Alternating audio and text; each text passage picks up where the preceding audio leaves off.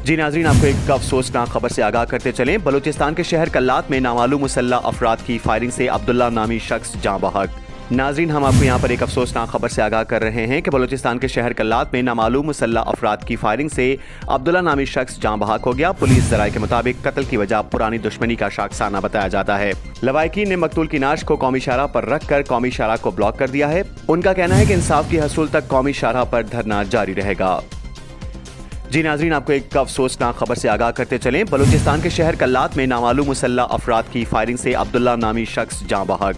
नाजरीन, हम आपको यहाँ पर एक अफसोसनाक खबर से आगाह कर रहे हैं कि बलूचिस्तान के शहर कल्लात में नामालूम मुसल्लह अफराद की फायरिंग से अब्दुल्ला नामी शख्स जाँ बहक हो गया। पुलिस ज़राए के मुताबिक कत्ल की वजह पुरानी दुश्मनी का शाखसाना बताया जाता है। लवाहिकीन ने मकतूल की नाश को कौमी शाहराह पर रखकर कौमी शाहराह को ब्लॉक कर दिया है। उनका कहना है कि इंसाफ की हसूल तक कौमी शाहराह पर धरना जारी रहेगा।